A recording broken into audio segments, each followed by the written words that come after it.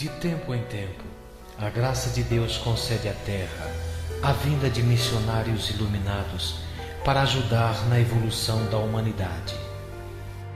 E conforme estava prevista a vinda do Consolador para trazer a terceira revelação da lei de Deus, era necessário um grande missionário com determinação e capacidade para codificar os novos ensinamentos e estabelecer as bases da doutrina, o Espiritismo. Esta a missão de Allan Kardec.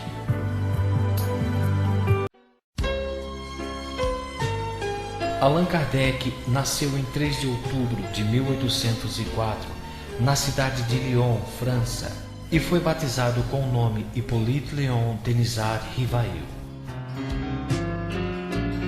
Filho de uma tradicional família católica, graduada em Pedagogia e Direito, o menino Rivail recebeu uma educação primorosa e desde cedo já demonstrava excepcionais virtudes intelectuais. Concluiu o curso escolar em Yverdon, Suíça, no famoso Instituto Pestalozzi, na época a escola modelo da Europa.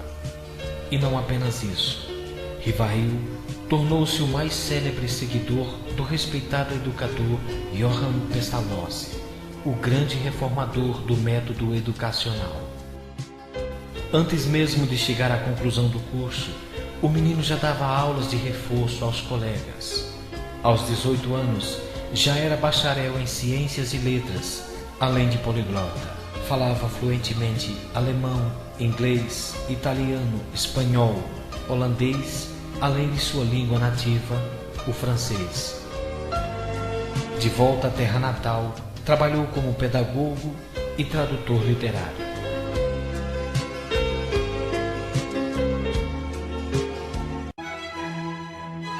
Já estabelecido profissionalmente, Rivail casou-se com a também pedagoga Amélie Gabrielle Baudet em 1824 e com ela compartilhou um grandioso projeto social, trabalhar para uma maior democratização do ensino.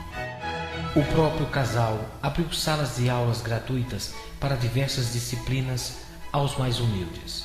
Lecionou química, física, matemática, fisiologia, língua e retórica, entre outras matérias. Condecorado pela Academia Real de Arras, foi também admitido membro pela Real Academia de Ciências Naturais.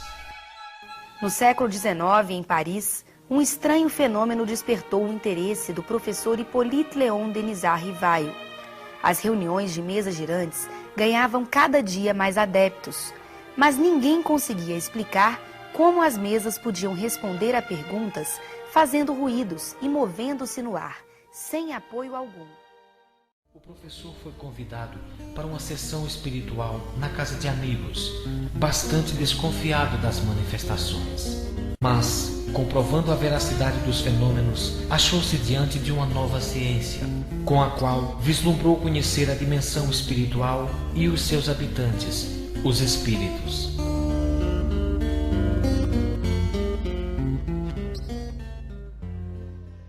Foi aí que, pela primeira vez, presenciei o fenômeno das mesas que giravam, saltavam e corriam. Assisti então a alguns ensaios muito imperfeitos da escrita mediúnica. Sem dúvida, havia ali um fato que necessariamente decorria de uma causa. Foi nessas reuniões que comecei os meus estudos sérios de espiritismo. Tomou para si a tarefa de investigar aqueles efeitos e suas causas, sem preconceito ou dogmatismo, tal como um cientista, fazendo uso da observação e da razão.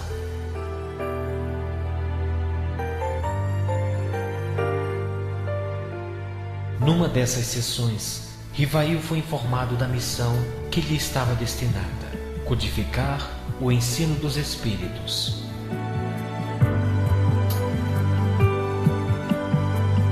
Para distinguir seu trabalho profissional como pedagogo e a nova fase de sua vida, passou a usar o pseudônimo de Allan Kardec.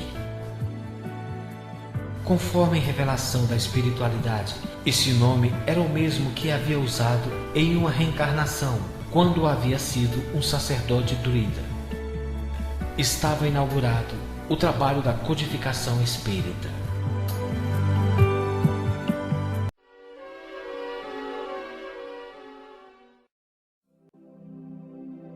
Num período aproximado de 2 anos, Allan Kardec participou ativamente de sessões com os espíritos, valendo-se de vários médiuns, pondo em prática o seu plano de pesquisa dialética, ou seja, perguntas e respostas sobre todos os assuntos de interesse comum. Foi então amparado por entidades de elevada hierarquia espiritual, devotos como São Luís, Santo Agostinho, Erasto, Fenelon, Emmanuel e o Espírito da Verdade. 5 adolescentes francesas foram decisivas para o aparecimento da doutrina espírita. Elas foram os principais médiuns com que Allan Kardec trabalhou quando reuniu as informações dos espíritos superiores. As médiuns eram excelentes, mas Kardec não confiava em tudo o que diziam os espíritos. Ele elaborava perguntas, checava a informação e analisava tudo de acordo com a lógica, a razão, o bom senso e a universalidade do ensino dos espíritos. As primeiras a trabalhar com Kardec foram as irmãs Julie e Caroline Baudin. Elas obtiveram quase todas as respostas que estão no Livro dos Espíritos. As médiuns usavam uma cesta de bico, que era amarrada de modo firme a um lápis, com a ponta para fora e para baixo. O médium encostava o dedo na cesta e esta se colocava em movimento. Fazia o lápis percorrer o papel, traçando letras e desenhos de acordo com a vontade do espírito. As irmãs Baudin se casaram em 1858 e Kardec passou a trabalhar principalmente com Aline Carlotti e Hermance Dufault. Hermance conheceu Kardec no dia do lançamento do Livro dos Espíritos. A compilação desses estudos foi publicada em O Livro dos Espíritos, a 18 de abril de 1857, em Paris, França, que podemos considerar também como a fundação do Espiritismo. A publicação foi um sucesso e deu abertura para novos projetos, tal qual a fundação da Sociedade Parisiense de Estudos Espíritas no ano seguinte. Também lançou a Revista Espírita, um jornal mensal de estudos do gênero que serviu como ensaio para as demais obras básicas: o Livro dos Médiuns, o Evangelho segundo o Espiritismo, o Céu e o Inferno e a Gênese. Sua vida estava inteiramente voltada ao trabalho missionário em prol do Espiritismo. Foi a primeira obra da doutrina espírita, seguida de outras 4. O Livro dos Médiuns, o Evangelho segundo o Espiritismo, o Céu e o Inferno e a Gênese.